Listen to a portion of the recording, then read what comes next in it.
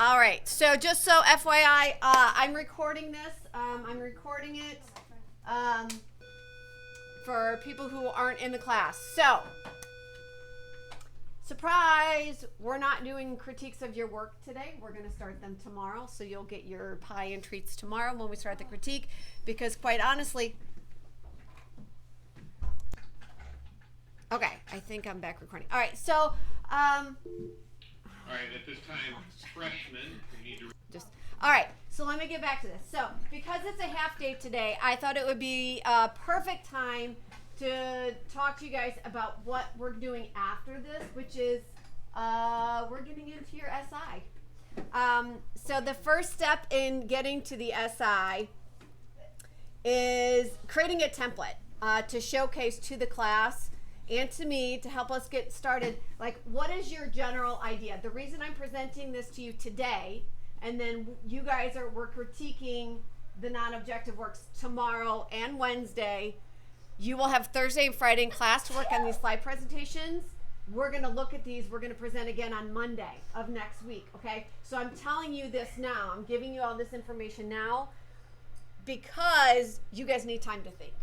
Because we haven't been in that zone of thinking about our SI. So I want to show you. So this is exactly what I'm looking for next Monday when you guys present your original ideas to me. Okay, so I'm just going to pretend I'm a student. I'm going to talk you through my SI. So this is the template you will be using. I've got it in Classroom. I'll show you where that is. But this is what you're going to do for starting your SI. The whole point, remember, SI means sustained investigation. This means the idea for the rest of the year. You are going to come up with your idea. What am I doing the rest of the year? And that's around what's called an essential question. Okay, so the first step in this is tell me what is your initial inspiration? Like, kind of, sort of what I'm thinking. What do I think I want this thing to be about? I know that I want mine to be about loss. Big picture. It's about loss. More specifically, I want it to be about the loss of some friendships I've had as well as a death that I've had. So I'm going to use this sustained investigation to investigate that. Remember, I tell you, this class is, yes, it's about art, but actually it's about life. It's about your life. You're just looking at your life. You're exploring your life through art. Now, that could be something very, very personal, or it could be broader. It could be like a political thing or environment or whatever. The topic is totally up to you. Okay, so you start with a general topic. Love, death, anxiety, politics, whatever. Okay. Beyond that, some kind of like secondary inspiration. So where I'm kind of getting my ideas from is one of them is the stages of grief. If you guys don't know what that is, there's supposedly 5 of them: denial, anger, bargaining, depression, and acceptance. And you can go back and forth. So I've done a lot of reading about the stages of grief, and so that's something that really interests me, and I think the work is going to touch on that. I'm also inspired. So these next few slides are about my inspiration, like what's got my juices flowing right now. I'm inspired by the work of Agnes, and I'm going to butcher her last name, Grzyszulska. I believe she's Polish. This is she always works as portraiture, and the thing I really like about hers is she kind of plays with the flatness of the background and negative space, and even in the foreground with this modeling. I also like her mark making and the way she's very, very bold about it. My work typically is really, really detailed. I like this. This is kind of something that is not like what I normally work in, so I really appreciate that about our work. I'm also inspired by Riso Chan and their use of pattern in portraiture and how they're overlapping or even kind of like merging patterns with people. And because I am obsessed with patterns as well. I really, really enjoy patterns. Been a longtime fan of Gustav Klimt. Not just his use of pattern, but you can see how he's kind of playing with the rendering, like the shadow and modeling, and then flat pattern. Also, he likes using gold, and I like glittery things. To be quite honest, it's just as simple as that. So I'm really inspired by Gustav Klimt's work with this. And then I really love Edward Hopper's works where he focuses on a single woman. There's a loneliness that I really like about them, but it's not overly sad. Edward Hopper's an older artist. Well, Gustav Klimt is super old. He's like from the early 1900s. Hopper's mid 1900s. The other two are contemporary. These two are contemporary artists. And then lastly, another contemporary, she's an illustration artist, is Natalie Foss. And again, you're kind of seeing some repetition, things that I'm really liking here. The full rendering with the flatness and the pattern. Okay, so in these inspiration, now this is me being a teacher right now. You're showing me your general inspiration, and then you're just giving me some examples of what you're looking at, the artist you're looking at, as you think about this topic. Okay, so that's the first part of this template. The second is, okay, what is my proposed essential question? I say proposed because it's going to change. This is your original idea. And the question is the question you're posing to yourself about this topic. So if my topic is about loss, now I have to be specific about it. So my question, my proposed essential question is, how has the loss of my friends and support affected me? That's my question. Notice my question is not about art. It's not about media. It's about my life. I'm going to answer this question through my art through the next couple of months, right? The next part of this template is your plans as it relates to motifs and subject matter. Motifs just means what's it going to be of? Is it non-objective? Is it portraits? Is it still lifes? Is it going to be animals? What are the pictures or paintings or sculptures or drawings going to be about? Mine are all going to be portraits.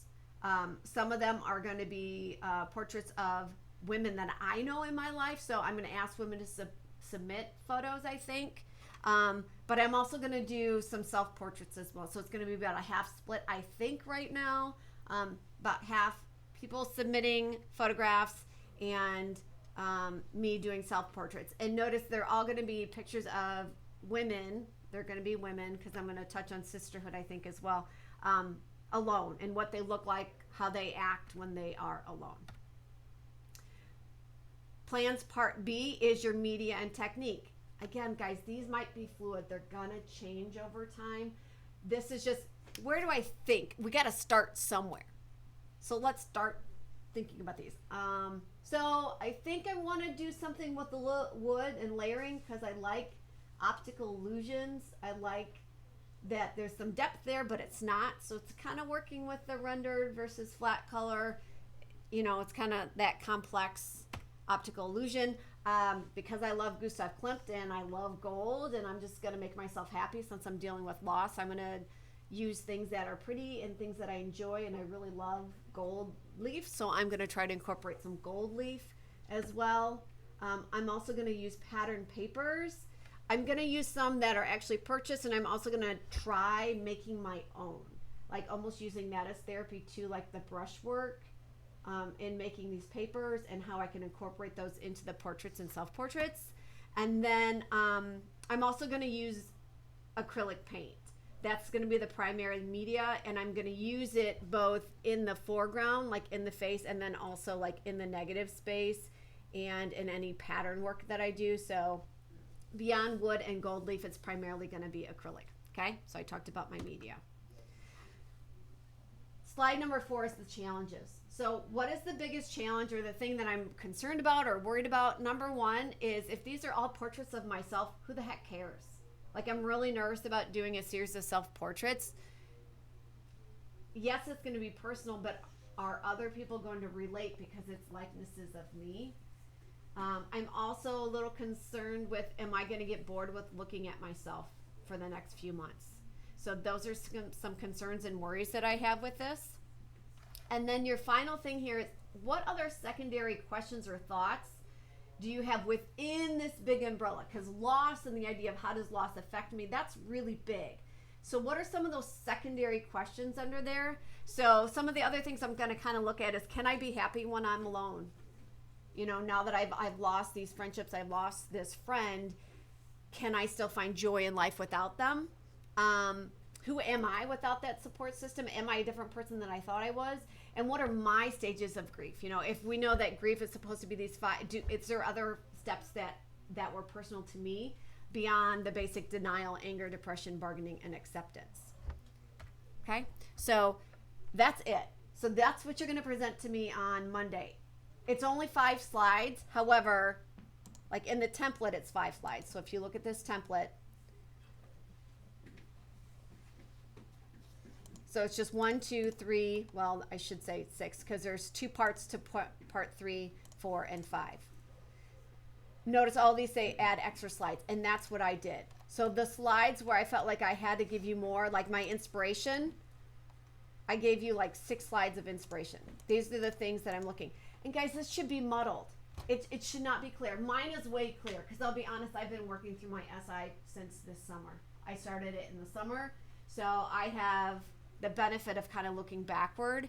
You guys aren't going to have that.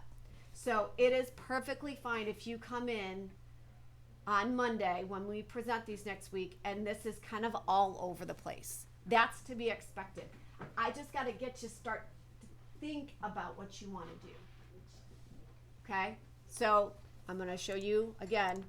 So what you're presenting in this template is your original inspiration, like what's got you going? What do you think your overall idea is? Can you pose that as a question? Can you tell me what motifs or subject matter you're thinking about working on? Can you tell me what media or techniques that you plan on using? What are some of your concerns? And then finally, what are some of those secondary questions or thoughts that might be coming up in this series beyond your essential question? Okay, so what questions do you guys have for me?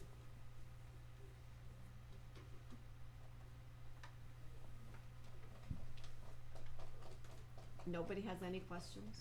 Nobody's confused on any of this? Anybody worried or nervous? I see a lot of shaking, nodding heads. That's okay. That's why I'm throwing this at you now. It gives you a week to think about this. The slides actually won't take you that long, but the thinking and working through this will. How many of you guys have maybe a glimmer of an idea? Few people. Okay. So, like I said, tomorrow and Wednesday, we're going back to those in objective. We're going to present those. Thursday and Friday in class, what you're doing is we're talking. We're talking, you're looking at things. I'm coming around. I'm kind of trying to help you figure out. It's a conversation I'm having, you're having. If you can start on the slides Thursday, Friday, you'll get started on the slides. I'll also show you my sketchbook again that I use for my SI. We'll talk about sketchbooks a little bit. But that's pretty much in a nutshell what we're going to be doing starting next week on Monday. Nobody has any questions on this? No? Okay. Well, I'm going to finish. I'm going to show you some SIs from previous years just because I have the time and I think that will help.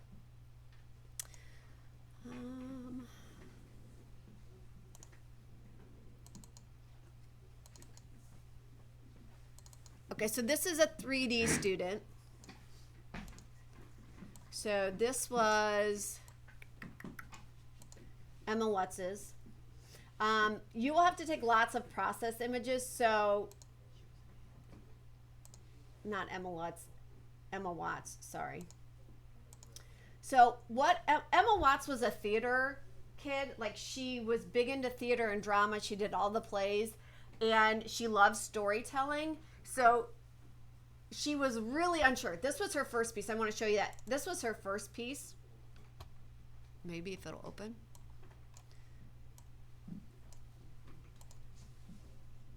She was looking at the idea of telling a story through objects, and then it quickly changed because she's like, that's not working for me. And so she started looking at landscapes because she's a 3-dimensional student. And we talked a lot about how in stories, the landscape or the setting almost becomes another character. And so she was trying to create her own story by creating this other world. So I'm going to work backwards. This was her finished. Let me actually go up.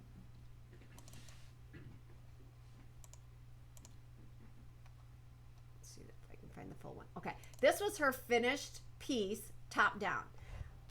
It's a huge 3-dimensional map. Like you will walk into this thing. Like I had to get up on a ladder to shoot this. It was so big. It ended up being like one piece she fit together as a puzzle. Yours do not have to do this. Okay, I'm just kind of showing you. So she was doing this little world, so to speak, and trying to create this world for people. And so for each of her projects, she drew a map. I think I might even have the map in here somewhere. Maybe, maybe not.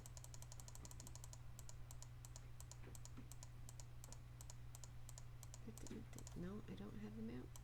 Oh, yeah, I do. Okay. So this is where she started. She drew a map and she's like, okay, I'm going to create this world. And then she went about trying to create each of those sections. You're going to have to do a lot of documentation. She was a paper artist, so she built these all out of paper. It was a lot of trial and error. Because like I said, guys, you're setting up all of your own challenges, and there's going to be a lot of times that I'm like, I don't know. We'll have to figure it out, or you're going to have to figure out how to do that. Like, she's like, how do I build a water tower out of paper? I'm like, I don't know. I've never done that before. So let's figure it out. So it was a lot of her and I folding paper and figuring out what media worked. And then she built all of these amazing little things. Now, there's ones that did not. She ended up scrapping them. And that's okay. You're going to have that. All right. So hers was really, really good. I want to say, I think she got a perfect on her portfolio. So I'm showing you really, really good stuff. All right. So this was Marcus. Oh my gosh, Marcus. I'm so sorry. I forgot your name, last name. Why am I blanking? Anyways, Marcus, he was just obsessed with like sleep problems. Like people who had like sleep disorders. He just thought that was the coolest thing. And so that's literally what his was about. It was about, can I illustrate different sleep disorders through this kind of very graphic style. So like he dealt with sleepwalking. So he's more of like an illustration artist. So this was his sleepwalking. This was insomnia, because he found out through his research that insomnia is often caused a lot by things like smoking and your genetics and screen time. So he's illustrating all of these different things. I don't remember what that one was. I'm having a hard time remembering all the sleep disorders. This one was night terrors. So see, it doesn't have to, and he didn't even have sleep problems. That was the irony. Like, he didn't have sleep problems. He just thought it was really interesting. And so he wanted to explore it. He wanted to learn about it and make artwork about it. This one was something about, like, I think jet lag. Yeah, maybe this one was about jet lag. This one is about staying awake while you're driving. Like, why does driving make you fall asleep? Yeah, I got nothing. I don't remember what that one was. But you can see they're kind of all similar, right? And then I'll show you the last one. So this one was very, very personal. I like this one because it is so personal. Oops, let me go back. So this was West Euler Fredericks, who, if you don't know, it was a few years ago. So West is transgender and wanted to do something about the idea of what it feels like to be transgender. So this is extremely personal. Wes struggled a lot. The other thing you're going to see here is Wes flip-flop back and forth, and you'll see a lot of development, where Marcus was his was basic through the whole thing. Like, he got his style, he figured out what he was doing, he kind of stuck to it. Emma, after a couple ones, she figured it out. It took Wes a long time to kind of get in their groove of what they wanted to do, other than it was about being transgender. So you're going to see a lot of mixed media. So this was a piece that he did, taking articles about being transgender, did a mixed media collage about it. He really struggled with trying to figure this out. Some of these are process photos. This is like, what does it mean to be a boy or a girl kind of thing. This was a drawing, so you can see he really changed things up. It wasn't until he got to the end, like I would say his last 4 or 5. He even dealt with some printmaking. Like, he tried to do printmaking in here too. So he's kind of all over the place. You don't have to stick to just one media. But by the end, you should see some similarities. Even if you're using different media, there should be some similarities in your pieces. They shouldn't jump around a whole lot. So one of the consistent things that Wes was doing was he was always using mixed media. He was using a lot of text in his pieces, mixed media, specifically like cut paper and magazines. And he always had some level of kind of relief. So that he actually made a box. He abandoned the printmaking. However, one way to incorporate this was his first piece, which it looks nothing like the others. He went back and took his extra prints and he started cutting them up and including them in his later pieces. So like I said, even a failure is not a failure. You might end up using them in a different way. It's not uncommon for kids to go back. They might do a piece at the beginning and then they go back and redo it or rework over top of it at the end. That's perfectly fine. So this is like the last few that they looked a lot like this one here, where it was collage, but then did some line work on top. You can see that they're getting these two. These were like the last one. They're very cohesive in the way he's working. This was an early piece, got abandoned. I want to say, I think he even cut this one up, included it in some of them. Oh, here's some more.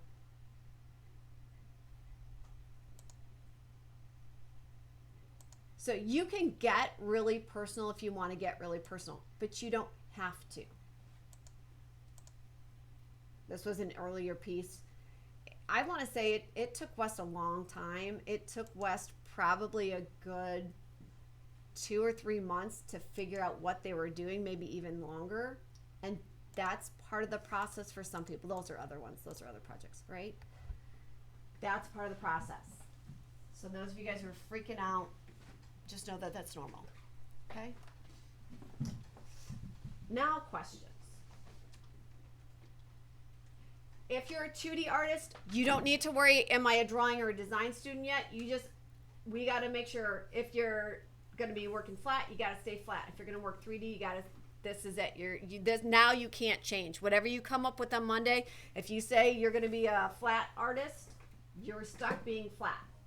You're going to say you're 3D, you're stuck being 3D the rest of the semester. That's the big thing.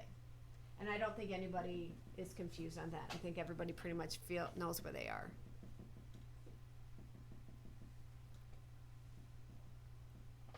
I'm looking at everybody's faces. No questions? I probably will have questions. You probably will have questions. That's good. That's fine. This is why I'm presenting it to you today, so that you can start letting this ferment in your mind. And as questions bubble up, you ask me throughout the rest of the week. Okay? And I'll keep throwing some more examples at you guys, just to confuse you even more. Okay? All right, that's it.